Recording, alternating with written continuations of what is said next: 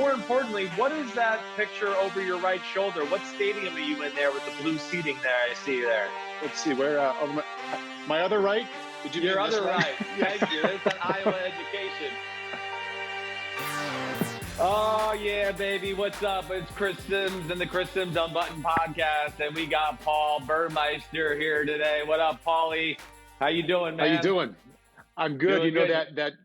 that quote we started out with about my other right, our other left, Right. reminds me of Mark Stoops, who's now the head coach at Kentucky. He ran the scout team when I was a freshman, and he used to yell about halfway through a drill, "Guys who suck, out.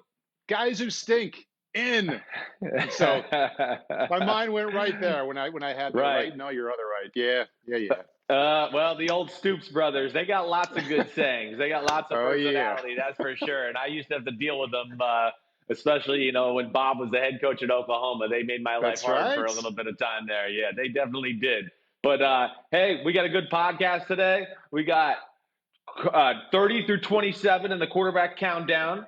We got Paul Burmeister's quarterback Jeopardy edition part 3, which has been a lot of fun. And then we're going to hit a few PFF quarterback rankings and things like that. I think that pretty much sums it all up. But everything good. I didn't take a lot of crap on social media about my last few unveilings of quarterbacks. I'm surprised about that. I'm guessing people somewhat agreed.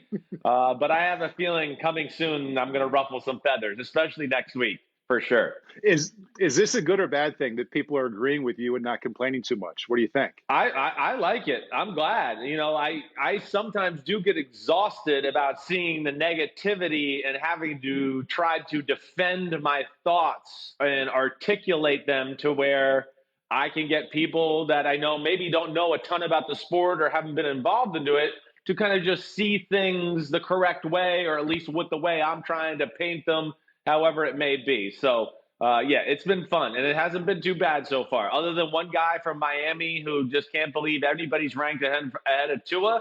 Other than that, everybody was okay after last week. I think it's more than one guy. I think it might be 1,000 guys and girls from Miami who had a reaction. But we don't want to let you off the hook too easily. I want to bring up a couple of social media reactions we have about your rankings. Jarrett Stidham at number 35. Right when that came out, I knew it was going to be a little bit of a lightning rod. So here's one piece of reaction from Ron Hibbert. He said, "Haven't seen a lot of Stidham in the NFL. Nobody has.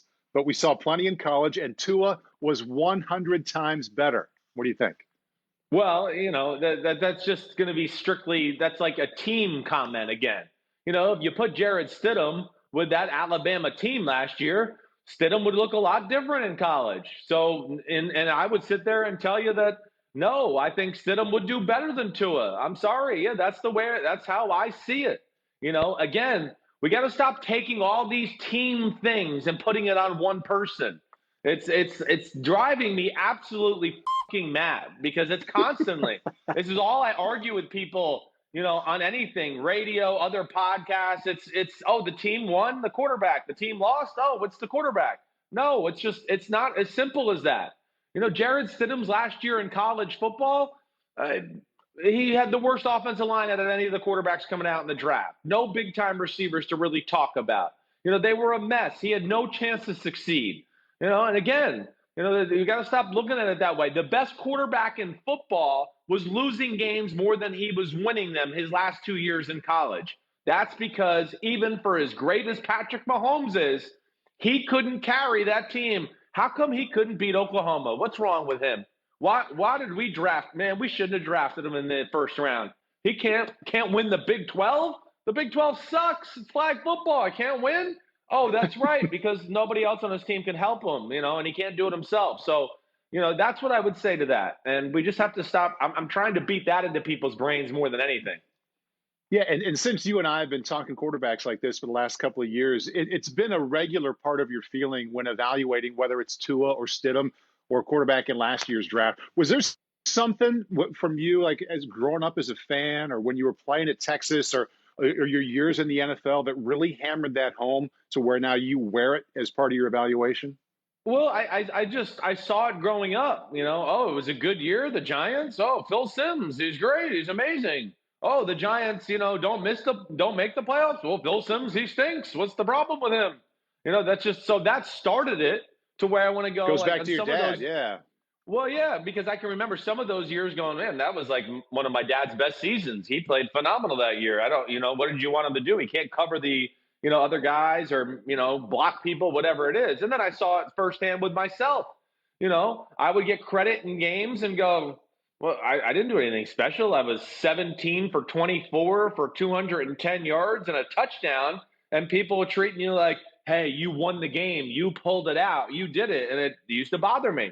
So, and then of course experiencing the NFL and everything about that, and yeah, I just want to make sure people know. I really think the biggest thing that set it off. Okay, just sorry to go down this wormhole. That's okay. Is Manning and Brady. To me, that's where it set it off because since they were every year basically on the top two teams in football, people just started going, well, it must be all them. And I understand it was a lot them, but I think that's what started this franchise quarterback. If you get the quarterback, he can carry the team. And I want to be like, I know, but Marvin Harrison was on that team, and Reggie Wayne was on that team, and Edgerrin James was on that team, and Dallas Clark was on that team, and a lot of good offensive linemen, and the same for Brady. So that's what really I think was the jump point, I think, for the public and the fans. And I get it, but I also don't think it's the truth. And I just want people to realize, it's more than that.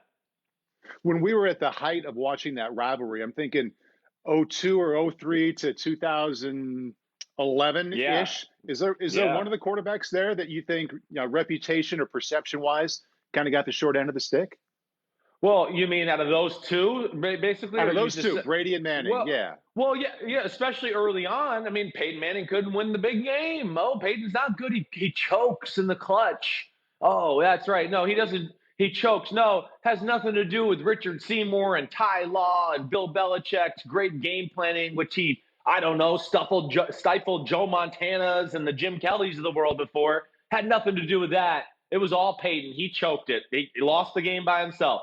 So those like early on, I always loved Peyton, but that made me like him more because, you and I both knew that was not the reality of the situation. And a lot of those years, those teams weren't even there or where they should have been if it weren't for Peyton Manning and his magic and all the things he could do. So, I just, I don't like that assessment all the time. It's the ultimate team sport. People try to tell me that all the time. And then we start talking about a specific team and it goes to one player. And that's where I go, well, that makes no sense. You've told me, two different, you're talking out of both sides of your mouth is what I'm saying. So, all right, that's it. Look, you got me fired up. Let's go. We got to go on today, baby. We got you excited. We got the first F-bomb out of the way. You haven't broken into the Big Phil interpretation or impersonation of a fan's voice when talking about something you think is incorrect. You can save that for later. You almost did that one. Okay. I did. All right. Yeah. Well, we're eventually going to get to 30 to 27. One more piece of reaction from 31.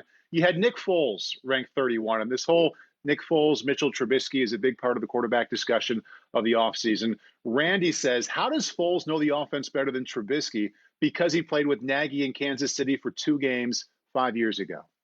Yeah, well, it's a valid question. First off, it's more than just that. And, I probably have said, I think I've made comments many times where I've been like, Foles is going to know the offense as good as Trubisky or better. Well, 2, Foles in that Doug Peterson offense, it's the same offense. Doug Peterson was the guy before Matt Nagy. So, again, will there be some words that are a little different? Lion might be the slant on one offensive scheme, and then the other scheme, it's Bengal means slant. So I think he's smart enough to be able to realize that, but he'll understand the base premises, the rules, the schemes, and everything like that. Because of, a vast history in that offense, really. That's the big thing. And again, even ran it to a degree last year in Jacksonville as well. There's some similarities there and everything they did. John DeFilippo was doing a lesser than version of the Doug Peterson, Matt Nagy type offense too. So, I don't mean to, maybe I misspoke. I don't mean to say he knows it more than Trubisky to our buddy who asked this question, but he's going to know it every bit as well as Trubisky is what I should have said. Okay. Good explanation there. That brings us to, we're hitting 4 quarterbacks today. We're going 30 through 27, and you kind of segued yourself there unknowingly talking about Jacksonville. So at number 30, what quarterback's name shows up? Well, the guy that just made Nick Foles leave town, and that's Gardner Minshew. Oh, Minshew the Ginsu, right? I mean, hey, listen, and we'll talk about this because I had Gardner Minshew at 29. 29 and 30, and we'll talk about it in a minute. I had him flipped, and I kind of was torn between which way to go, and I'll tell everybody what the tiebreaker is when we unveil that. But Gardner Minshew, again, he's an exciting football player. First off, he brings something to the team and the organization more than what's on the field. And do I take that into account, when I'm sitting here ranking these players? Hey, when it's two players that I think physically are the same, but I think one guy has an edge about him and has some natural leadership qualities and charisma about him, and you could see teammates follow him, I give that guy the advantage when there's a tie and there's nothing else. Gardner Minshew does have that. You see the fan base rallied around him. You could tell the team rallies around him. He's got an edge in which he plays.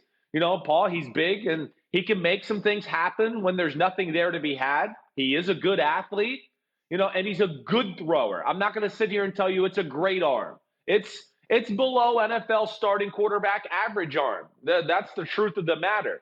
But because of being an athlete, because he's natural at the position, and because what I really believe is his greatest strength is throws between 10 and 25 yards, intermediate type passes, he is a phenomenal thrower of those type of those balls there. Whether it's a quick fade down the sideline, right, Paul? You go look at his highlights. There's lots of big time throws, one-on-one coverage. He's aggressive. He sees one-on-one. He goes, I got confidence in myself. I'm going to put the ball in a place where I know my guy can get it. And he can do it any way he wants. Yes, he can. Yeah. And I want to jump in just to add strength to what you're saying, Chris, while it makes the most sense. His passer rating on passes of more than 20 yards downfield, highest in the NFL. So not just one of the better throwing it downfield, it was number one. Right. And I remember that because we had this little discussion on deep balls. I can't remember if we did it on Pro Football Talk, where, deep balls to me are 40 plus yards, that type of arm, right? Maybe I'm different. Intermediate to me is somewhere between 15 and 25, or really between 10 and 30, right? I mean, Aaron Rodgers and Tom Brady can throw the ball 25 yards with their pinky fingers. I mean, so that to me is not deep ball, but nonetheless, you're right. The stat says a lot. And, when I do these rankings and do it, I go back and watch film of every guy because I just want to write a few notes down of like things that I forgot he did that well and he does this bad. And that was the thing that I came away with Gardner Minshew is those type of throws that you just mentioned. Even the deep crossing routes, anywhere from 10 to 22 yards. It doesn't matter the coverage, if it's tight man, zone, whatever it is. He's got great feel on how to place those balls over linebackers or safeties or whoever's covering in man coverage. So I think all of those things are the reason I got him, ranked at number 30. Am I sold that he's the franchise yet in Jacksonville? No, I'm not. But he has a lot of the traits to be that guy, certainly, and he can make plays. We'll see. I still have questions about, big time power throws, right? There's some moments of However, Chris, so go ahead. And this is what I wanted to get back to a moment ago when I heard you say it. You said he has a below average NFL arm, and I agree he does. I think some people will hear that, and then we point out the fact that he was number one in the NFL on throws 20 yards or more downfield. How do those two, one's an opinion and one's a fact, go together? That his arm isn't that great, and you say he can't make the power throw, yet he's tops in the league of throwing the ball 20 yards or more downfield. Well, I think he's got great feel, touch, and accuracy. That's for sure.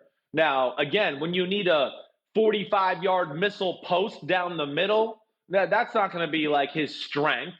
He's not, off his back foot throwing two-jet wasp like Patrick Mahomes. No, he's not going to be able to do that either. So, again, he's got great feel. He's got an aggressive nature about him. He's looking to make plays that way. Mm-hmm. And yes, I mean, he's good. He's good at that area. But when I talk about arm strength too, it's more than just deep balls. I also can tell you when I went back and watched film when, hey, he needed to throw a 100-mile-per-hour fastball into a tight window, and let's say a receiver was running a 15-yard in cut. He couldn't always, put the mustard with the accuracy together to make those type of throws happen, which are arm strength throws. In fact, arm strength shows up in those throws more than any throw. I mean, I forget the deep ball and stuff like that. Mahomes and Rodgers and Deshaun Watson and those guys who have the best arms in the sport right now, their arm strength shows on those type of throws more than, a 50-yard post. It's he's danced around the pocket, and all of a sudden there's a guy coming across the middle, and oh my gosh, it's a tight window, and zoom, it's, Patrick Mahomes or Rodgers throwing a laser in there. Gardner Minshew's not going to do that. So, and I will say too, like I want to hit on positives and negatives. Hey, if we're going to be fair, Gardner Minshew feasted on the week a little bit, certainly statistically as far as defenses are concerned. And the game had to be played a certain way, too, to where, he was protected and game managing to a degree, but had a good feel of, okay, I'm managing the game, but now's the time for me to get into backyard football and start scrambling around and make a play that way. And for that, I give him a lot of credit because when he does do it, he's not careless with the football either. And that's impressive for a young quarterback. I want to draw a parallel with Gardner and what he did last year in his rookie season with another rookie. Let's go with Drew Lock, second-round pick out of Denver. Now, I think Drew started 5 games all in December, did very well. But based off that 5 games, I get the feeling that John Elway is like, all right, we got our guy. Look at what he did in December. This is our quarterback of the future. Check that off the list. We want him to get better, but we're building around this guy. Gardner Minshew, and you pointed out that he did it against some weaker teams, but had more experience last year, had better numbers, took care of the football, I think, in a more impressive way.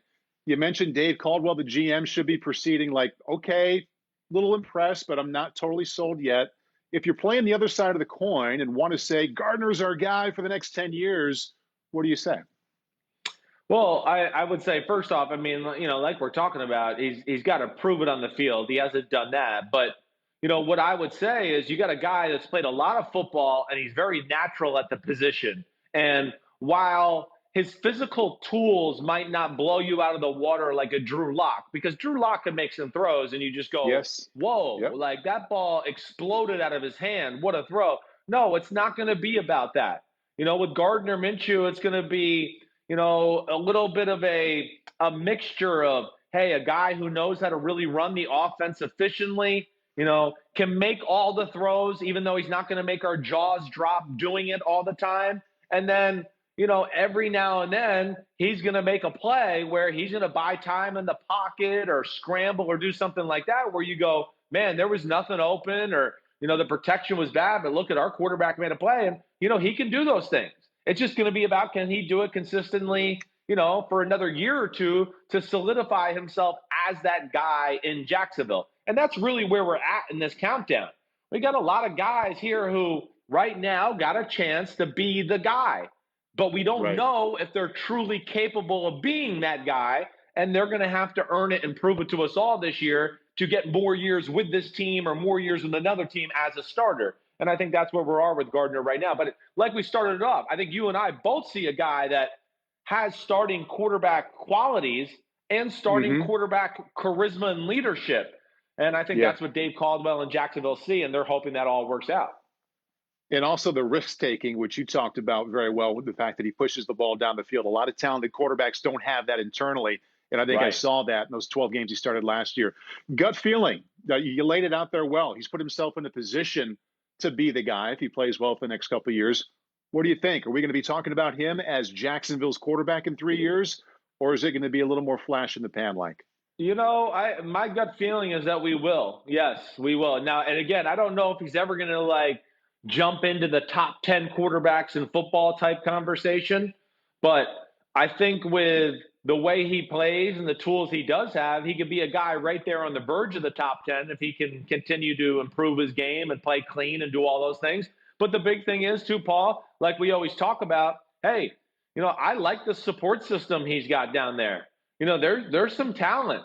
When people, Jacksonville wasn't good. People don't realize DJ Shark he's one of the better receivers in football. with D.D. Westbrook and Leonard Fournette and pretty good tight end play. So there are some weapons at his disposal. And Jay Gruden be there as offensive coordinator. Yeah. I think this is Jay Gruden's type of guy. I do. I really look at it that way. Gardner Minshew got some Alex Smith qualities to him, who we just saw Jay Gruden was having a successful season with him as his starting quarterback, except I would tell you Gardner Minshew is more of an aggressive mindset and thrower than an Alex Smith, which excites me. But I think, the player, the system fit, and then the support system around the player, I think all lead me to right now my gut saying he's going to be around for a little while. Favorite mustache quarterback, Chris, of your lifetime? Who do you got? Oh, gosh. That was, I don't know. The one that came to my mind right off the bat would probably be Ken Anderson of the Cincinnati Bengals. Yes. Remember he used to have I have that written down little as my number mustache one. Yeah.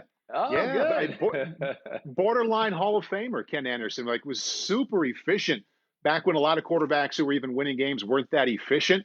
He was really good that way. He had this book, The Art of Quarterbacking. My dad got me when I was in 5th grade, and I read it cover to cover so many times. I don't know if your dad had that one around, but Ken Anderson's a guy I think of a lot. Yeah. No, good answer, an NFL legend who, as time goes by, we forget about, but was a really awesome quarterback in the late 70s and early to mid 80s. And that's the shame of the sport. Is we forget the non-Hall of Fame really good players as time goes on. And then you start talking about it and you go, man, that guy was a hell of a player. I don't know. The ball bounces a few different ways in some Super Bowls and stuff. He's in the Hall of Fame, and we're talking about a totally different, scenario altogether. Yeah, almost won that Super Bowl in the early 80s against Joe Montana. I think the year before he was the MVP of the NFL. Remember the mustache Joe Montana had? Montana had kind of a little mini one. I don't know if I can say I remember it. He had a goatee. I don't know if I remember that one. That was good. It was very much like Joe Namath's. Oh, Dan Fouts was the full beard, though. Dan Fouts had the whole thing. You're right. I guess I'm thinking of Dan Fouts now, who just has the mustache. Or does he have the beard now? He does the mustache now, right? Does he? Yeah, it sounds right. That sounds right. Warren Moon also comes to mind. Warren rocked it very well, too. Yeah. Very well. Okay. Handsome guy. And threw the best ball in the history of the NFL. Gardner Minshew at number 30, bringing us to number 29. Yeah, number 29 is, excuse me, I'm blind. Teddy Bridgewater. Okay, sorry. Almost said the wrong name there. That would have been scary. But Teddy Bridgewater will be my number 29. And, what I talked about here, and I talked about how earlier with Gardner Minshew, I had him at 29 in front of Teddy Bridgewater. I had kind of gone back and forth with these two. Until this morning. Yes, until this morning, I was. And, I got notes because I was going back through I've taken pictures of my notes, and I was going back through my phone last night and looking through my notes because it was so close in this area between certain guys. And when I did, rough drafts of these quarterback rankings, sometimes I had Minshew in front of Bridgewater and then other ways around. And, I woke up this morning and I said, you know what? It's really close. They both bring a lot to the football team off the field, like I talked about with the charisma and the leadership. Teddy Bridgewater's got some of those things too. And I just said, you know what? Since it is so close, I'm going to give Teddy the edge because of his history and what he's done in the league so far. The fact that he's certainly a little more proven than Gardner Minshew. Teddy Bridgewater, there is something about his appeal as a leader of your football team. And I saw Matt Rule on PFT today. He kind of made a comment about that too, about how guys in the locker room follow Teddy Bridgewater. And then, hey, when you talk about on the field, it's not always going to blow you away. I wish he was more aggressive. Does he leave some yards on the field at time where I go, man, if he just came out with an aggressive mindset, he might have had an extra 150 yards throwing the football today. Yeah, I've been frustrated by Teddy Bridgewater that way. But the big thing with Bridgewater is he is smart. He takes care of the football. He is accurate.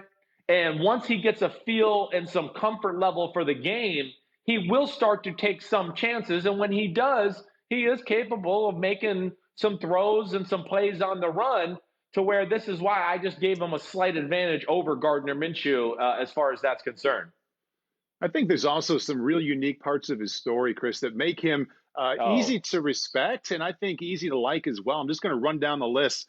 First of all, there's something about a guy who's a high pick. He was a first round pick, even though it was low in the first round, who suffers a major injury and then spends some seasons as a backup, kind of bouncing around. I mean, he went 4 years in between real opportunities, and he earned the right. opportunity with the way he played last year. But I think guys gravitate to someone who had a little bit of whether it's not failure, it's a bunch of seasons where there was some real wonder if he'd ever get another chance again.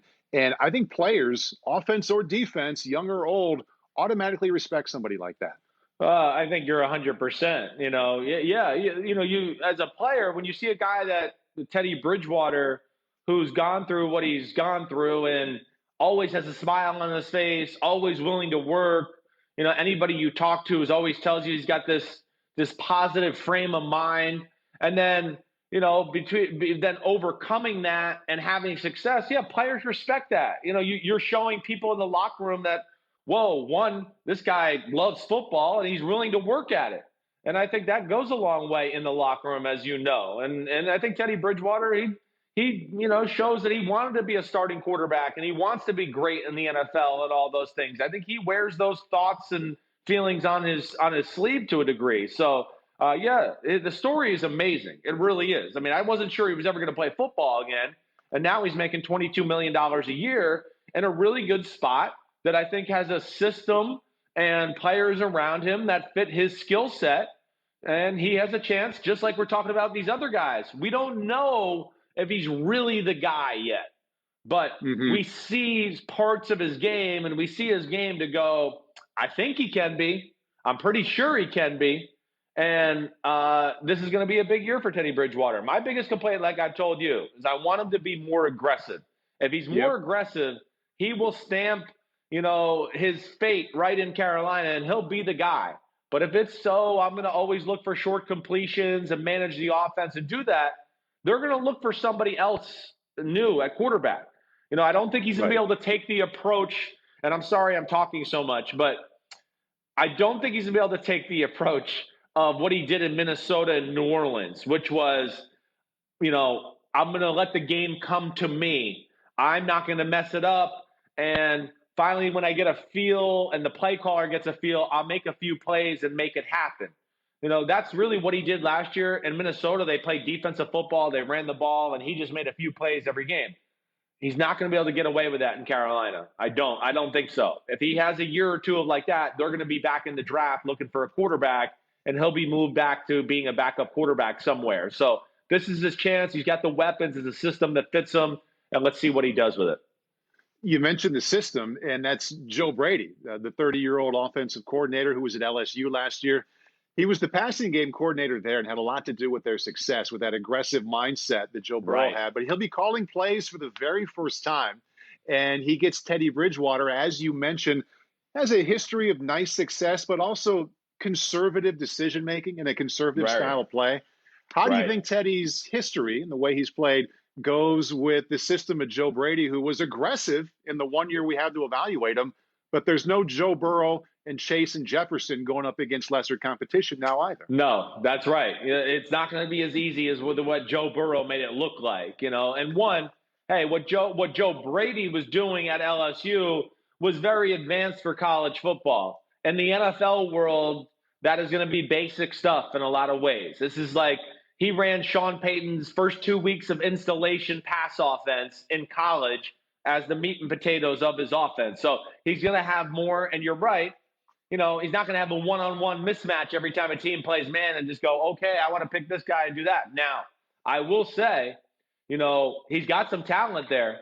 When you start to talk about DJ Moore, who I'm a big fan of, and then Curtis Samuel, and then Robbie Anderson, who they signed in free agency, who I know is really good friends with Teddy Bridgewater, and it just speaks to Teddy Bridgewater again. He wanted to be there because of Bridgewater. There was a relationship. That's what made it happen. And then you have Christian McCaffrey being that Alvin Kamara type out of the backfield. They're going to find lots of ways to find short completions, move the ball, do those things. But the big question will be that, Paul, when he sees man to man and he's got a guy going on a 30-yard go route, or he's got Christian McCaffrey on a 5-yard out route, what's he going to do? Right. That's going to be the big question. And this is where Gardner Minshew is better than Teddy Bridgewater. Yes. And this is why Yeah. I had him in front, because Gardner Minshew is going to go, oh, I'm going to win the game, or I'm going to change the drive right here and do that. Teddy's going to go, I'm not sure. I'll just take the completion and I'll play the next down. So there's a little bit of a different mindset that way. And it's safer. You won't lose games. But as you've heard me say a million times, I'm not so sure it's going to lead you to winning games. And if you want to be a playoff team and make a run in the playoffs, as a quarterback, you know this. You got to have that mindset at times, because there's going to be times where your team's not going to play as well. And the quarterback, you got to make some plays to get the team over the hump to win the game on that Sunday. I thought he was a little bit more aggressive in pushing the ball downfield with the Saints when he filled in and played very well than I worried he was going to be when we talked about it before he made that first start last year. Paul, I agree. That was where my mind went right away. Like when I was doing the rankings, and then, I was getting ready to watch Teddy Bridgewater film, and I went, I feel my mind tells me that he was more aggressive last year. And then I turned it on, and I kind of went through every pass of the 5 games he started. And I was kind of wrong. He did it just how we've been talking about. Really conservative. Oh, okay, wait, now we have control of the football game.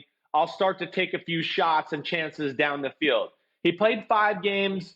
Out of the 5 games, really the Tampa Bay game is the only one where he just let it loose. They were really bad on defense. There were some people wide open. And I think he had no fear, and he went back and threw the ball great all over the field. The other games, when you talk about the Seahawks, the Cowboys, the Jaguars, the Bears, no, there was managing. Sean Payton was managing him. He was being very careful. And when they got control of the game, it made the stats look a little bit better because he was more aggressive then, I guess would be my 2 cents on that comment. And I also think his story, Chris, is an awesome example of how quickly things change in the NFL and how you just never know. Let's go back to his pro day. Remember his infamous pro day back in 2014? Right. The rare time you saw a first-round quarterback bouncing balls, and he really struggled against air. Really struggled. And didn't wear his gloves, remember?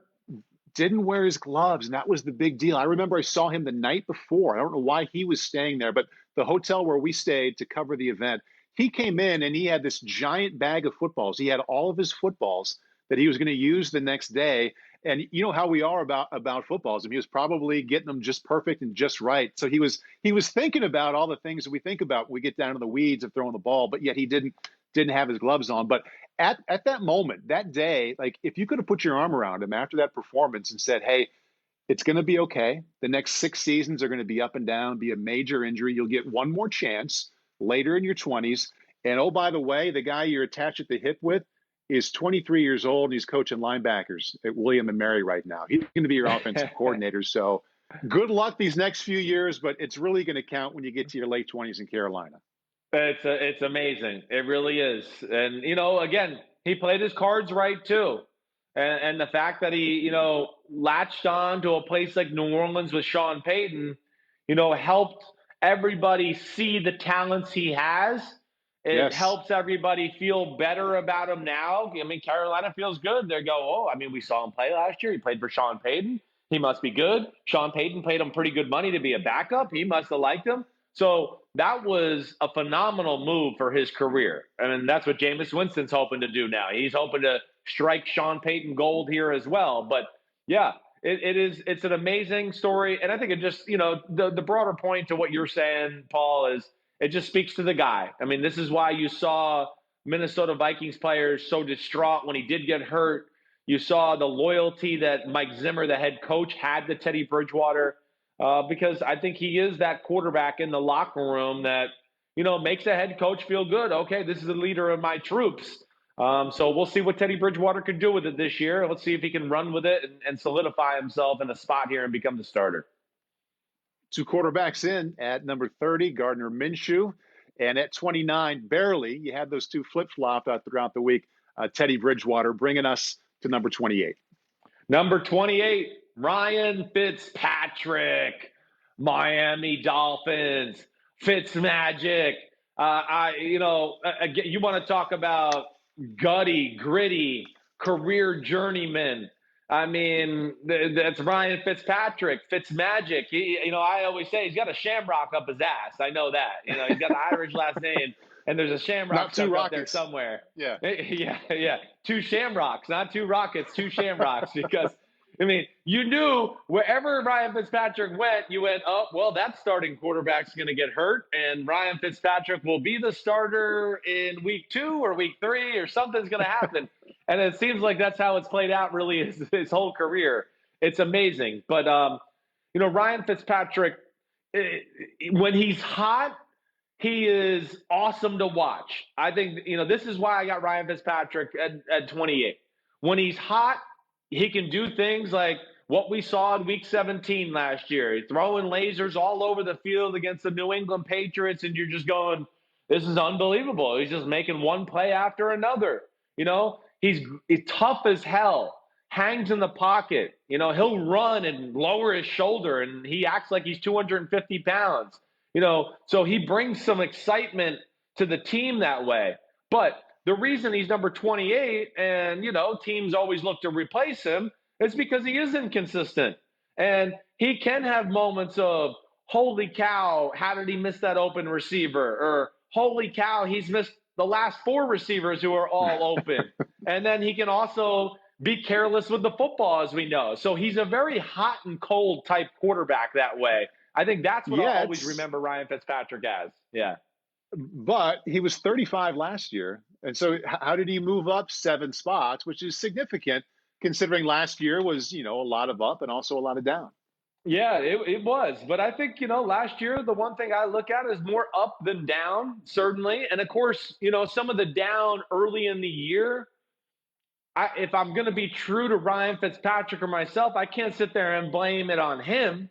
That Dolphins team early in the year, they were in Strugglesville. They couldn't figure out which way to go or do anything on the offensive side of the ball. But I think between, some of the play really I've seen the last few years with Fitzpatrick, but last year especially down the stretch of the season, he had some really good moments. He did.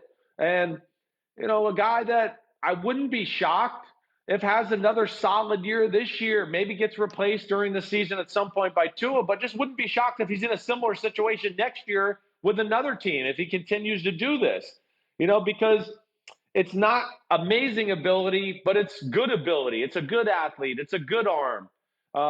He can make great throws. He can have great misses.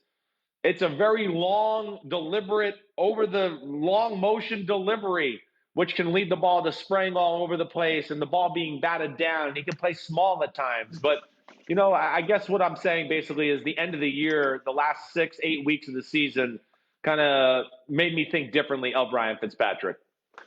He's a quarterback who can be hot and cold and pile up the interceptions when it's bad. And you talked about the long motion, pretty similar production-wise and motion-wise to Jameis Winston. And he's 5 spots ahead of Winston. I kind of think of them as similar guys. There's a lot to like, but it's very hot and cold. What led to him being 5 spots ahead of Jameis? I think that just, is like wild as Fitzpatrick can be, and he can be one of the more careless quarterbacks with the football. It's not to Jameis Winston's, capacity as far as the carelessness. I think that's the biggest difference, right? And, I just think the stats would back that up recently. Yeah. They would back that up, right? I mean, I would think so, yes. Especially from last year. I know Jameis with the 30 interceptions and all of that, but I think that's more of it. And Ryan Fitzpatrick certainly throughout his career has had moments where I go, he lost that game for them. I mean, he missed some wide open receivers and had some bad turnovers and that, but I do feel like the last few years especially, he's reined in a little more control of the football that way. And doesn't have as many moments of just an avalanche. I feel like when he used to throw 1 interception, he used to go, oh, watch out, because we might see 2, 3, 4, and 5 come here soon. Now it just stops at 2. And maybe there's a few other ones where you go, oh, that almost got picked. But I do think he's found the governor there to kind of control himself and not totally lose control of his play and the football. Yeah, he only threw 13 interceptions last year. I think he started all but 1 game. So that's the average less than 1 a game, which is very good for any quarterback. If I set the over-under on number of games that Ryan Fitzpatrick will start next year at, let's say, 4.5. Would you Yeah. go over or under? Man, it's a really tough one. My heart wants to say under. It does. Because I just feel like if it's close and Tua shows everybody he's healthy and he's telling everybody he's healthy, that the Dolphins are just going to go, okay, we picked him number 5. Let's get this experiment going. We know what Ryan Fitzpatrick is. We don't need to see any more of that. Let's start the new era. And I guess that's where I expect it to go. I do. I expected that Tua does well enough in the preseason, in training camp, that they just go, okay, we feel comfortable where he's at. Let's let it ride with Tua. I guess so. What about you? What do you think? What's your gut tell you? I would say over only because, and I see it like you. I mean, we know what Ryan Fitzpatrick is. I think he's a really, really good backup. But as a starter, you probably know how it's going to play out 14, Right. 15, 16 games in. I would say over because Chan Gailey's the offensive coordinator, and he was with Chan in Buffalo for a couple of good seasons. They were also together with the Jets. And you and I have talked about it before. We think Tua will end up starting more games than not next year because they probably have some time down there in Miami, and they can grow with him. But if the offensive coordinator believes a little more in a quarterback he has more history with, and let's say they're 6-5 down the stretch, Tua might be a little bit banged up, I can see Gailey going with Fitzpatrick to try and win some potentially meaningful games in November and December. So I'm saying over. Yeah. Okay. Yeah. I mean, that's not a crazy thought. It's not. And listen, I don't know. Miami might decide to just start Ryan Fitzpatrick just like we've seen with other young quarterbacks and just see where it goes. And then once they feel like, hey, we're out of it or whatever it may be. Yeah, I am interested. I don't think Ryan Fitzpatrick's going to give up that job easily. That's for sure. I don't. Right. I think he realizes it's the end of his career. He does like the offense like you've talked about. They got some decent talent down there. Devontae Parker really emerged at the end of last year as like a big-time wide receiver. And I'm sure Fitzpatrick wants to capitalize on some of the great moments they had at the end of the last season. So that'll be interesting to see. But, yeah, I'm with you. I think ultimately we both know that it's going to be Tua that prevails. Fitzpatrick last year was the 20th quarterback to start for the Dolphins in the last 20 years since 20 seasons since Dan Marino retired. And Fitzpatrick isn't the first Ivy League starter the Dolphins have had. Can you name the other one who started down there? Oh, another Ivy League. Oh, Jay Fiedler. There you go. Good. Just a little warm up. It's all a warm up. Get me going. Jeopardy. That's right. Get me going. Yeah. I'll take a free 100 points if you want to give it to me. I'll take it. Well, we can count. We'll see how you do.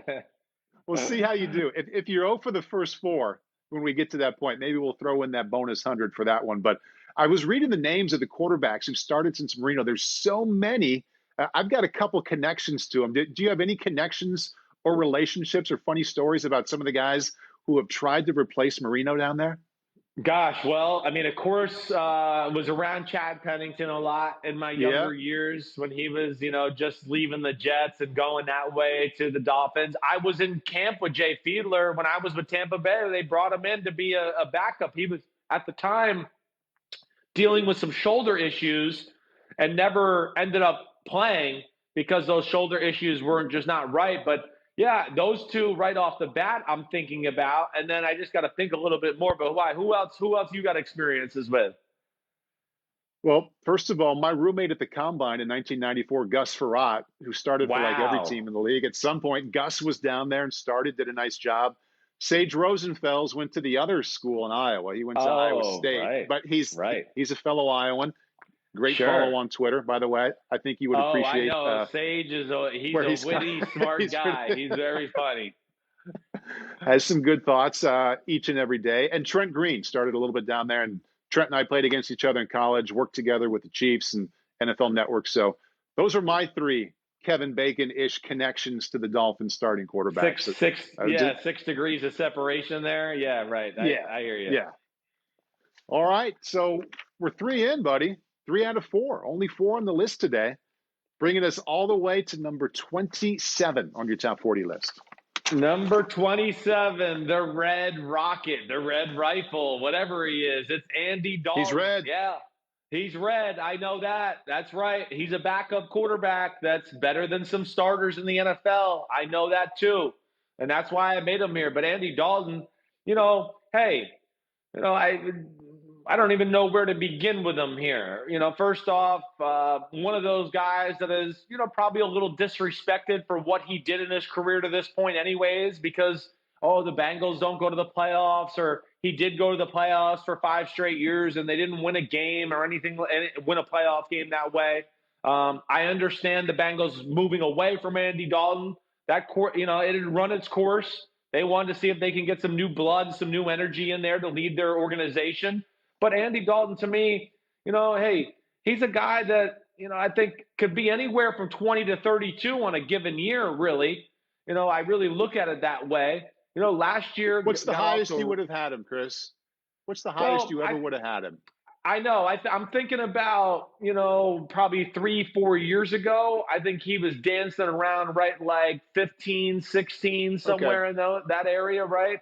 Where, again, he's not the kind of guy that's going to make you go like, oh my gosh, whoa, unbelievable. Did you see that throw? Did you see that run? No, that's not what Andy Dalton's about. But like some of these guys we've talked about, there's no glaring weakness to his game. I mean, he's got a really good arm. It's better than Teddy Bridgewater, Gardner Minshew, Ryan Fitzpatrick. I mean, this guy is an easy, effortless thrower. It's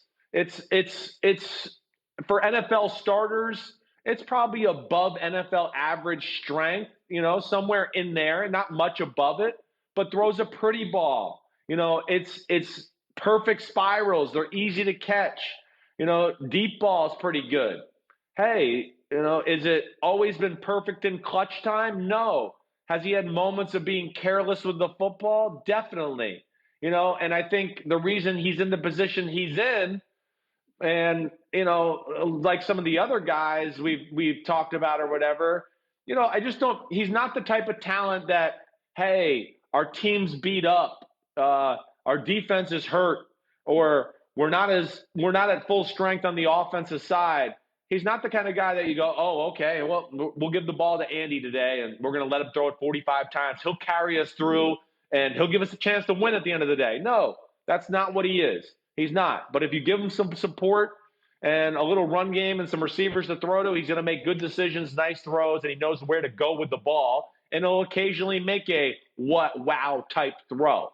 But I think that's ultimately what Andy Dalton is in my eyes.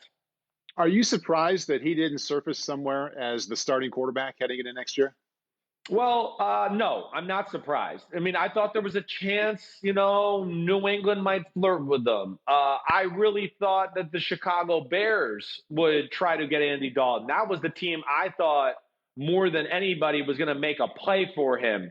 The other one I thought was the Colts, and I think the Colts legitimately liked Andy Dalton too. From everything I know, just from people behind the scenes, is Andy Dalton was very high on their list as far as guys they wanted at the quarterback position.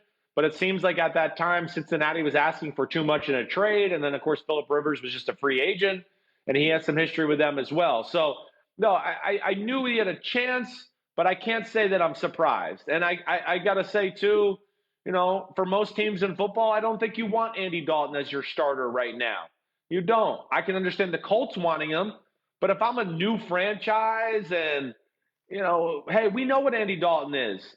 If I'm a new like the Jacksonville Jaguars, I wouldn't want to replace Andy Dalton for Gardner Minshew right now, even though I think Andy Dalton's a little bit better, obviously, by my rankings. I wouldn't want to replace him right now. Gardner Minshew has a chance to build something, be something, kind of become that face of the organization and have a little aura about him. Andy Dalton, that ran out in Cincinnati. So he's going to be relegated to backup quarterbackville here. And if he gets a chance, he's in a good situation and with a good team around him where he might be able to become a starter once again. And that kind of brings me to my next question. Which route do you think it's going to go? Do you think he's going to get a Teddy Bridgewater kind of chance, whether it's next year, 2 years down the road, to be the guy again and to have that second opportunity? Or go back to, let's say, Jon Kitna. Jon Kitna had a nice little run with the Bengals, not as long as Andy Dalton's, but he had a really good year when Carson Palmer was a rookie and then stuck around the league. He was the kind of guy you'd see on the sideline 9 years later. Right. And be like, boy, Jon Kitna's still in the league as a trusted backup, but he never really got the chance to be the guy again. Which side do you think it's going to, or which way do you think it's going to go for Andy? That's a good question, Paul. And, when you first laid it out there, I feel like it'll be more of the Jon Kitna career than I think, the Teddy Bridgewater. First off, I don't think Dalton brings the Teddy Bridgewater charisma to the locker room, the team, and just exudes that confidence that Bridgewater does that makes also the coaches feel confident in him that, whoa, this guy, he's not afraid of anything, and he's not afraid to play into the big lights. Not to say Andy Dalton is scared. I just don't think he's the guy that exudes it. You don't just see it like, oh, man.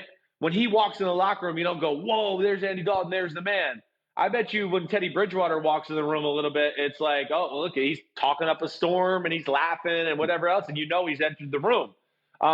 So I think there's that aspect of it. And, I think the biggest thing, Paul, is he's got a Greek god playing quarterback in front of him right now that I just don't know if he'll get hurt ever.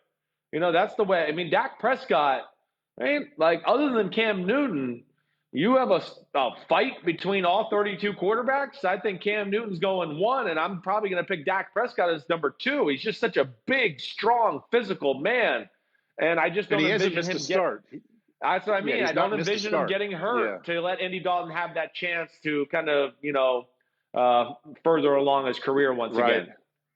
Right. I think it's a good point, too. Like when I looked at that signing, I don't know how good it is for Andy Dalton, but I think it's wonderful for the Cowboys. Like if you're Dak Prescott, he's not young anymore, but he's not that much of a veteran 4 seasons in. And Andy Dalton has basically been a starting quarterback for 9 years. He can help Dak with his development. And think about how he can help Kellen Moore. He's a quarterback that Andy played against in college back in like 2010-ish. They were against each other, and Dalton's 1 year older. But you think about what he can give the Cowboys starting quarterback and what he can help the offensive coordinator with. Not great for Dalton, I don't think, but a terrific signing for the organization.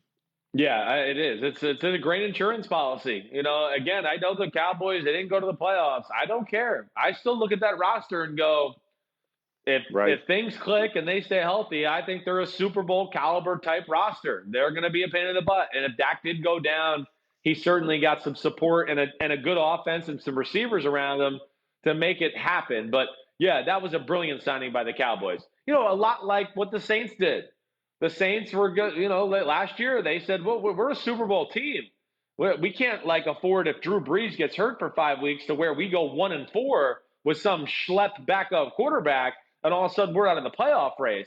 So they went out there and protected their team with an investment into Teddy Bridgewater. And I think the Cowboys looked at it the same way. And it makes a lot of sense. It's a great point you bring up, too, with Kellen Moore. That type of situation, when you're in that age group and that, you're right, there's going to be some dialogue there. Kellen Moore and Andy Dalton will probably do a lot of conversating about offensive ideas and things they should do on a weekly basis versus this defense or whatever it may be, to which is really going to help out Dak Prescott. And he's probably going to really enjoy being in the middle of those conversations and hearing some of the knowledge and things they throw out there. And it's, of course, only going to benefit him. So then he'll be like, all right, what time do you guys want to talk next week? Let's do it again. Hey, who was the offensive coordinator you were around in your, I think, 7 years in the NFL? Who was the best that way at having conversations as peers, kind of almost as equals with the other quarterbacks in the room? Maybe it was because of former relationships he had with those quarterbacks or because he was on the younger side. But did you have anybody like that who was really good about just bouncing ideas off both ways? I got lucky, really, in my 8 years. First off, you said 7. I played 8. Okay, I shorted you. Out of my last year. Okay, don't cheat me out of that last year. But the Jon Gruden is amazing that way. Now, we might have had a lot of conversation. We might not have had a lot of overall say. But then once he kind of got his game plan, orchestrated and knew pretty much how he wanted to play out, then he did let the quarterbacks conversate about what plays they liked on third down, the red zone plays, the 1st and 10 plays, the shot plays, whatever it may be. And there was a lot of dialogue during the week. So Jon Gruden was really cool that way. And in my time in Tampa, I mean, I had some quarterback room. I had a quarterback room one year. It was Brad Johnson, Brian Greasy, myself, and Jason Garrett. I mean, you want to talk about being a fly on the wall with those three guys, and then Jon Gruden talking, and I mean, I was just sitting there taking Who was it the all best in in. the film room? Who was the best? Like, who did you learn the most from? Like interpreting what they were seeing and kind of going to school on what they saw and thought. What you mean as far as quarterbacks are concerned, like guys I played with that way? I mean, in that room with Oh, Greasy, Brad, and Gruden, and who was the other one? Jason Garrett. yeah. In that No, room. yeah, in that room, they were all great. They really were. But again, I don't mean to be boring, but Gruden was special that way. Gruden's ability to communicate and get a point through as far as, okay, if we were learning this one, schematic play during the day, he was not only going to have us get on the board and we were going to talk about it and, hey, Sims, hey, rookie punk, get up there and draw it. What kind of X's and O's are those? Those are horrible. Who taught you that at Texas? All of that would go on, but then he would do that. But then, Paul, he would have a tape of like Joe Montana and Steve Young and all these other great players running the same play. And we would get to sit there and talk about different scenarios. To me, that was very special. It really was. Yeah, I learned a lot of football. I learned more football from Jon Gruden than anybody else. I can't deny that fact. Had some cool coaches with the Tennessee Titans, definitely. Dow Loggins, who's the quarterback coach for the New York Jets now. He was there. He was amazing to be with. Mike Heimerdinger, he's RIP. God rest his soul. But he was also another guy. I wasn't afraid to have those conversations.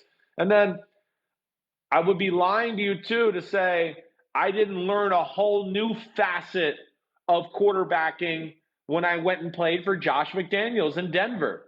That was where I went from, okay, I've learned Gruden and West Coast stuff and all this. And then Josh McDaniels came and I, of course, learned the New England system and some of the rules they had in their offense that were different than Gruden's offense. And then just the way they taught the quarterback and all that, it really gave me a great perspective of two great systems in the NFL who are very different, but still get a lot of good results out of their quarterbacks. And it was cool to kind of see how they made the donuts behind the scenes. What was the biggest way those two were different in terms of how they taught you and how they related to quarterbacks in that room? Right. Okay. Gruden was more in your face, pizzazz, going to have some jokes, some videos, everything like that. Josh McDaniels and the New England way is just, it's like out of the book. Here's the drawing on the board and we're going to talk about it. And this is what you do. And you should read this guy. And that's it. And now, okay, let's go practice everything I just taught you. And you better do it just like I taught you, or it's not going to work and I'll bench you or whatever it may be. So that was the different aspect there. Along with this one might surprise you, Paul, and I've told you this before too, but like in the New England offense, there's no talk about drops. There's no talk about footwork. None of that. It's stay 6.5 yards behind the center. The offensive lines are going to know you're there, and we're going to build the pocket around you. And they don't care if you take 95 steps or 12 steps as long as you get back to that spot. And when the receiver's open, throw it to them. That's all they cared about. Where Gruden in the West Coast, I know it's very rare. It's really rare. It is rare. It's maybe not the best thing for all young quarterbacks all the time either, because, the feet do help the mind in making decisions. Where Gruden, as you know, and I think you've been in some West Coast offense where it would be, hey, 5 steps on this play. On the first hit, you look at this guy. On the second hit, you look at this guy. On the third hit, you go to that guy. No, it wasn't that way with the New England offense. And the other thing with the New England offense, just to bore you a little bit more here, is, everything is across the board. So not a lot of checking and pass plays in New England. Brady would get up to the line of scrimmage, and more times than not, those plays were all purpose. We don't care what the defense is. We've come up with these plays during the week of game planning to go, hey, we know they play these 5 coverages, and we feel like this play works against all 5 of those coverages. And no matter what the coverage was, you would go, okay, I'm going to go 1 to 2 to 3 to 4. Doesn't matter. Where in Gruden's offense, you might have some plays where it would go, hey, if it's two safeties, play that side. If it's one safety, play that side. And so there was a difference in the offense and the philosophy as well. Both are successful, as you know. I prefer the New England one a little bit more after learning it. But either way, they're both really good. That story reminds me of my brief little few minutes with the Vikings. The most I got in trouble from Brian Billick was during training camp. And Chris Carter, I don't know how I ended up in the huddle when Chris Carter and Jake Reed and all those guys were out there, but somehow I did. And Chris Carter was to my left, and the play called for him to run a six, like a 12 to 14-yard curl route. And there was a rolled corner. We were scrimmaging against the Saints back when the Saints had their training camp up in Wisconsin. And the corner was rolled up on Chris. So I wanted to check to a 7, a post corner route, so he could get behind him. And Brian pulled me out, and basically he was like, "What the hell are you doing?" I'm like, "Well, we don't want to run a curl route against a rolled corner." He's like, "Listen, we're paying him however many $1 million a year. If he can't get open against whatever they're doing, that's my problem and his problem, not your problem. Don't ever do that shit again." And so it's different philosophies. Like right. what you just brought up. I mean, sometimes they expect the quarterback to get in the best play. Other times they're like, you know what? Don't outsmart me. Don't outsmart the defense. Just run the damn thing. No doubt. It's a great conversation because, hey, there are times where you go, oh, it would be great to go to the line of scrimmage with 2 or 3 plays at my disposal, and, we can pick it. We just pick the best one and dissect them that way. Yeah, that's cool. That's great. Now, also, though, what does it do? Sometimes it takes the aggressive nature away from the offense, right? The offensive linemen are sitting there looking at the quarterback and their three-point stance. Wait, what play is he running? Okay, wait, let me think about this. How am I protecting this? Hey, center, what? So all this communication goes on. Where then, like in New England, where sometimes they just, they call the play and they go, we don't care what coverage there are. We think this play works against everything. There's less thinking. You can play, you can attack. You can start to use also, tempo to your advantage. And that's where you'd see Brady get up everybody to the line of scrimmage and Omaha, Blue, go. Because he was like, okay, we know the play. Let's go. Let's not let the defense sit there and talk about all the rules and what to watch for and what to do that. Let's keep the pressure on them and snap so their heads are spinning and they don't know which way to go. So, both are effective, as we know. But I think we've seen here in the last 20 years that New England's way is the most effective. The Super Bowl titles speak to that very well. Hey, before we move into the quarterback Jeopardy, I'm going to get back to one more warm-up, and I'm going to promise you that this one comes with 100 points if you get it right. Okay. Okay. This little layup in the warm-up line before the game actually counts if you nail it. So we ended there with Andy Dalton. You had him as your 27th ranked quarterback in the top 40. Back in, I think, January 1, 2011. Drove from the South Bay to the Rose Bowl to watch Andy Dalton play in the Rose Bowl because I knew he was coming to the Senior Bowl, wanted to get a peek at him. My old college roommate, Brett Bielema, was the head coach at Wisconsin, so I knew I could stand down there on the sideline. Who was the opposing quarterback to Andy Dalton that day for Wisconsin, who ended up playing 7 years as a backup in the NFL? Man, who am I missing there in Wisconsin? Wait, hold on a second. I should know this. This is going to drive me crazy. Oh my gosh. 7 years backup. 7 years as a backup. He actually started and he played behind 2 of the best quarterbacks in the league, if that gives you any kind of hint at all. He had a Sunday night NBC game as well that he ended up starting. I think it might have been on Thanksgiving within the last 4 or 5 years. There was an injury to a big time quarterback, and he was the backup, and so he had a primetime start. Didn't go so well, but I think he got 7 years in the league with about 2 or 3 different teams. Oh my gosh, I know this is going to be. I'm going to just go crazy. I'm blanking though. Go ahead. Who is it? I can't think of it. I can't pull it up. Scott Tolzien. Oh my gosh. Yep. I couldn't come up with it. I wasn't going to come up with it anytime soon. So good thing I gave it up. Again, more warm up. So we start with a clean slate here for quarterback Jeopardy. Good one, though. I like how you sprinkled that in. Very well done. Thank you. Got to work in those Big Ten quarterbacks any chance I can get. Okay, topic today. It fits in with what we've been doing here, talking about quarterbacks here. And you mentioned it about how a lot of these guys put up big numbers and don't get the respect. You talked about it with Ken Anderson. And it gets me to the top 50 NFL all-time passing list. So top Ooh. 50 in passing yards.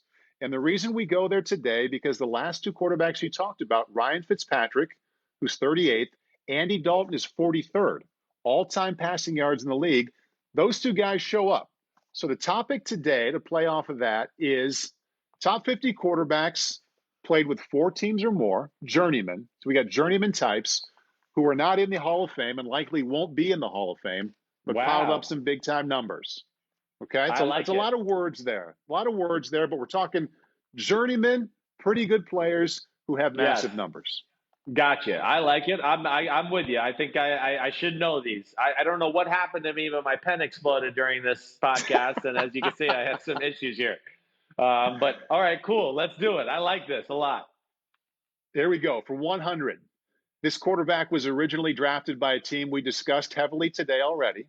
He's a former teammate of yours in the NFL and a counterpart of mine in college. Played for 6 teams and is currently 19th in career passing yards. Who is it?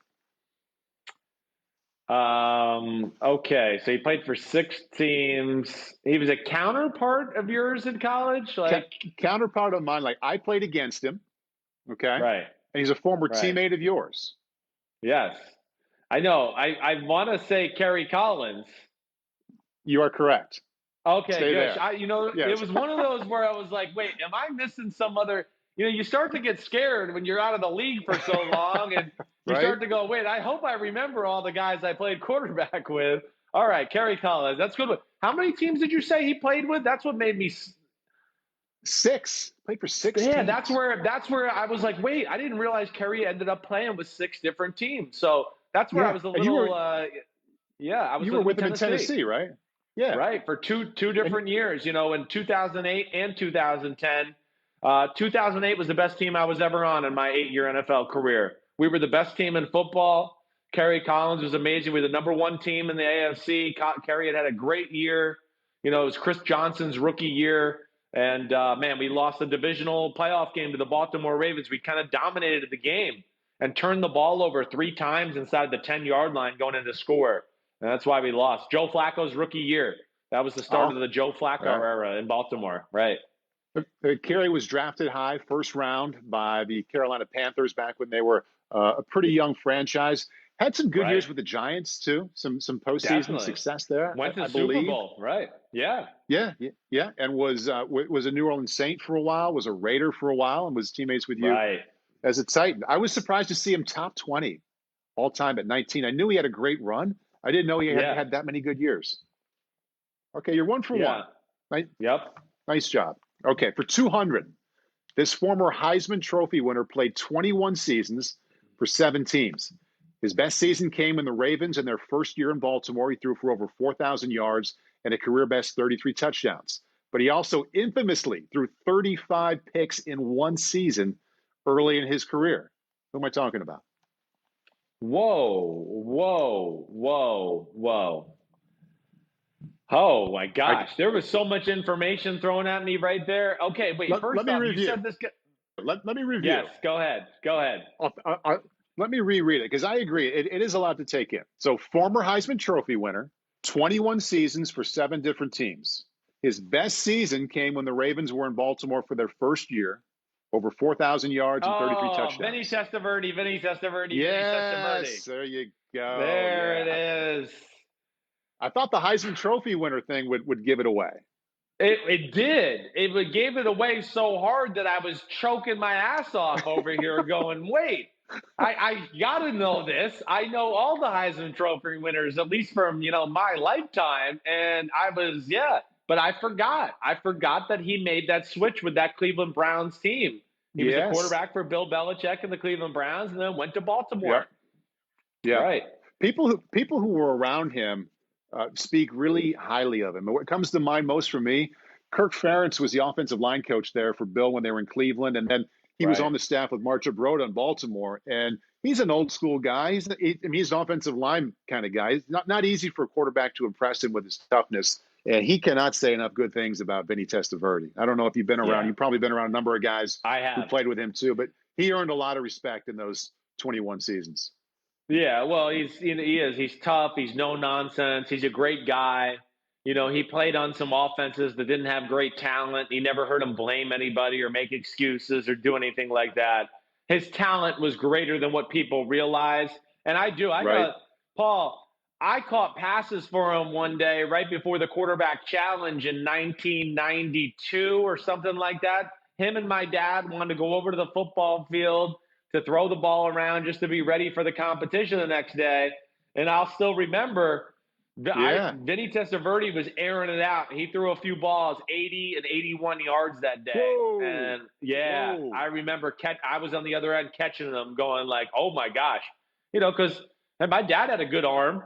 But I think, at that time of his career, it was like year 13 or 14, you could throw it like 69, 68, something like that. 80 is a whole different stratosphere. That's unreal. And remember how effortless Vinny Yes. did it? Like he had quiet lower body and just a flick. I kept waiting for him to like really step into one and try and throw it hard, but he just always made it look really easy. He's a huge man. I don't know if that's what He's people don't giant, realize, yeah. right? He's a giant. I mean, he's Gaston from like Beauty and the Beast. I mean, he's 6'5", big barrel chested. He was a guy that like I don't think if he ever lifted weights in his life, he's still walking around at 6'5", 245. At 50 Right. years old. So he is a naturally big human being. And I mentioned that he threw 35 interceptions one year in Tampa. Like to bring it together with Ryan Fitzpatrick, and we talked about Ryan as getting hot, but also getting cold, throwing a lot of picks. I went through Fitz's stats, and the worst 2-year stretch of his career for picks, he threw 39 total, which is a big number. Testaverde in those 2 years threw 57. That's 57 unreal. in 2 years. Unreal. And then he came back in that back half of his career, like when he took the Jets to the AFC title game, he had really good, efficient numbers. So something about it in the first half of his career to his second, he really got some things figured out. Yeah, definitely. And, again, this is what's always lost in context of these conversations is, teams didn't coach their teams like quarterbacks always to be careful with the ball. We don't turn it over. We've had my dad on here. My dad, he'll tell you, Bill Parcells had certain weeks where he'd go, Sims, if you don't throw an interception this week, then you're just not being aggressive enough. You're being, That's awesome. check down Charlie. Right. Yeah. The year my dad went to the Super Bowl in 1986, I think he threw 21 interceptions or 22 interceptions. So it was a different era too. And the ball was pushed down the field more. And so true. There wasn't as many screens and BS type completions that we see now. Right. And hey, 92.3 quarterback rating back in the day in the early 90s, you were leading football. You were the best in football. It wasn't even close. Now you have a 92 quarterback rating and you're like towards the bottom of football. It's just not the same game anymore. Yeah. Easier completions now. It was harder for a receiver to get off line of scrimmage then. And hey, that front seven could kill the quarterback. They could destroy the quarterback and not get called for it. And that, I don't know how many points that equates to, but that matters. Yeah. Right. That stuff matters. Okay. Matters most here. You're 2 for 2. You got 300 points here, moving into the 300-point round as you switch out the earpods. It's that point. It's that point of the podcast. Okay. For 300. This frequent rival of your dad's played 16 seasons for 4 teams, perhaps the only quarterback in the NFL's top 50 all-time passers to have earned the honors of all-conference punter in college and multiple runner-up to the MVP award in the NFL. Ooh. 3 times he was the runner-up. Man, I'm just trying to. I want to say Randall Cunningham. And you should say that. You're perfect. Good. Okay, baby. That's it, man. Randall Cunningham. Woo, man. I had a love-hate affair with that guy right there. He and the old man had some pretty good back and forths way back when. Oh, my gosh. They definitely did. And the Eagles and Randall always got the better of the Giants. It was a very weird cycle back in that day where the Redskins couldn't beat the Giants.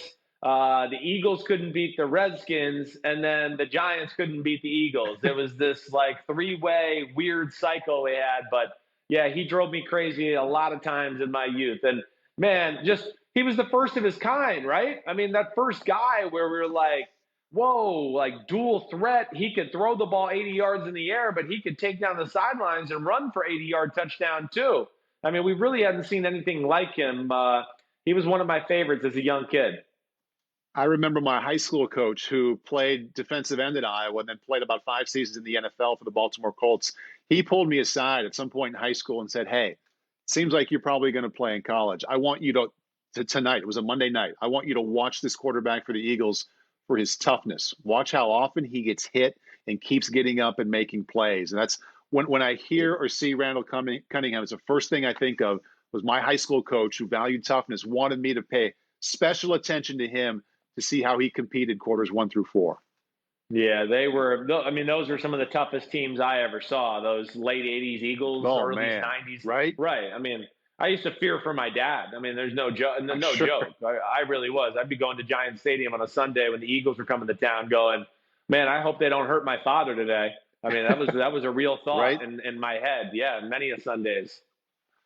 Okay, these next two, as they should be, as we get to the last two questions, 400, 500, are going to be a little tougher. So if you don't get either one, I still think a lot of your Jeopardy skills, okay? Okay, thanks a lot. Thank you. as he grins and nods. For 400, this quarterback has the unique distinction of having lost his starting job to Joe Montana and John Elway, but also had a career that spanned 20 years playing for 6 teams. And here's a hint. 1990, 23 touchdowns and 4 picks for a team that had on its coaching staff Tony Dungy, Bill Cowher, and Bruce Arians. Whoa. So he was the backup for Joe Montana and Steve got beat Young. Out by him. He got beat out by him. Got beat out by Joe Montana and John Elway as well. Oh, and John Elway. That's the one I'm trying to think. Who the hell did John Elway beat out to be this guy? Damn, I'm not sure who this one is. I mean, and he did also get beat out. He also got beat out by Steve Young, as long as you bring it up. Wow. Okay, so the John Elway part, I want to, but I was going to say Steve Bono, but that doesn't make sense. No, it's good. But that's Steve Bono, nice backup out of UCLA. All right, did have some time. I'm wrong, so I got this one wrong. We'll chalk it up. But how about the hint? How about the hint, though? Does the hint of a team help you? So in 1990, he was on a team and played really, really well on the staff with Dungy, Cowher, and Arians. And where the hell were they? Were they all in Pittsburgh at that time, or were they in Kansas City? They were in Kansas City. They were in Kansas City. Yeah. Oh my! Well, is it Dave Craig? No, it's not Dave Craig. No. All right, who is it? I give up. I'm choking. I'm going down. I can't figure it out. Steve DeBerg. Oh my gosh! Damn it! Damn. You know, I don't know if I realized he was in Denver with Elway. I think that's what really got me thrown off there. Yeah, how about that resume? He was in San Francisco when they drafted Montana, then in Denver when they got Elway in that trade, and then he couldn't beat out Steve Young in Tampa. He's got that's the kind of guy that should write a book. I mean, he's got to have some amazing stories. Right? Amazing stories. Yeah, definitely. I mean, first off, he's a character. I know that. So he's got amazing stories just of his personal life, let alone the experiences he had in the NFL. But, oh, man. Yeah, I remember that year. That was the year, too. I think, what did they do? They went down to Miami and lost a playoff game or something like that. Is that when he played with the big cast on his hands or fingers, right? Pinky. He had a broken pinky. He basically had a cast on his left hand. Remember that? Yeah. I'm really disappointed. That I should have got that. I'm really disappointed in myself. All right, let's go to the 500 round. I gotta redeem myself. You're doing well. You already have 3 out of 4. All right, here we go. Last one, 500. This quarterback started his NFL career the year you were born and is perhaps the best undrafted player in the history of that franchise. He spent over a decade with one team, but retired having played for 6 over 19 seasons. Who is he? Wow. That is just, I have no freaking clue right there. Yes, you do. Yes, you do. Yes, you do. I know you do. Undrafted though, huh? That's what happens. You give these little facts and you think they're going to help me, and they actually end up confusing me more. Okay, let's remove undrafted and to say, okay, so he started his career in 1980 when you were born. over a decade with the same team, and then bounced around a bunch, piled up some big-time numbers, and had a hell of a career. 19 seasons. Gosh, I'm really choking here. 1980, though. I'm just 10 years, same team. Here's a hint. I gotta look. Here's a big-time hit. Okay.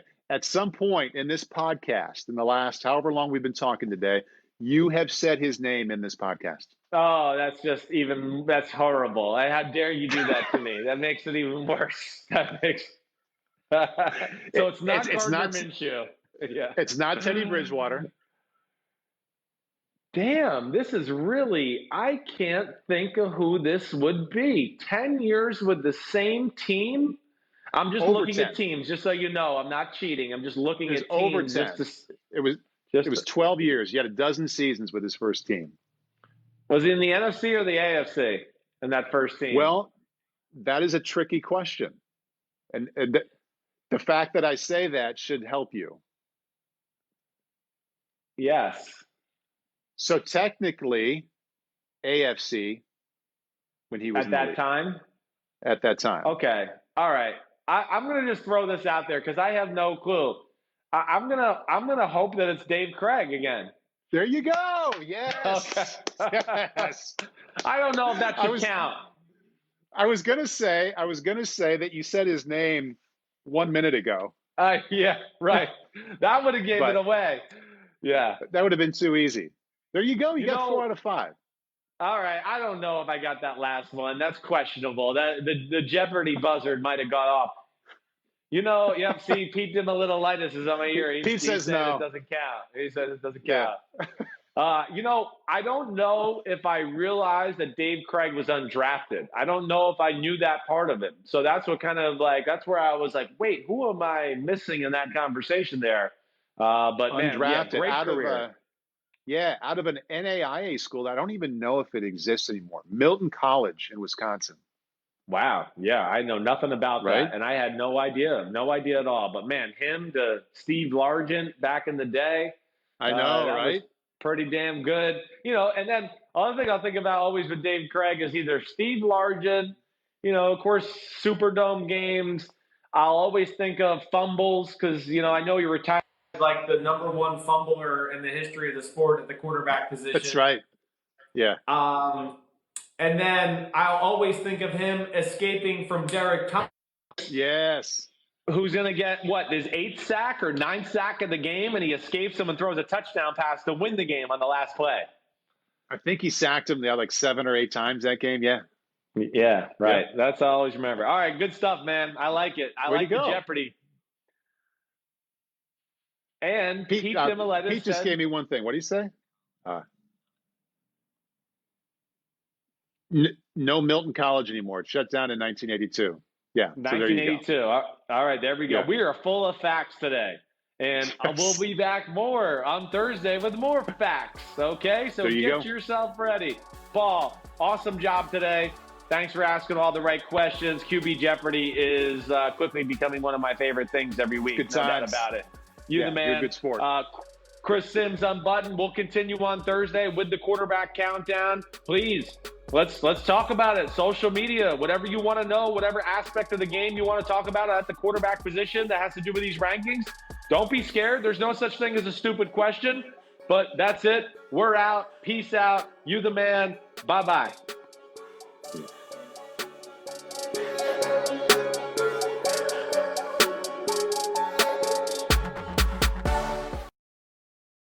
Yo, what's up? Come on, man. Subscribe on YouTube to Chris Sims Unbuttoned Podcast. I need you. Please hit the subscribe button, please.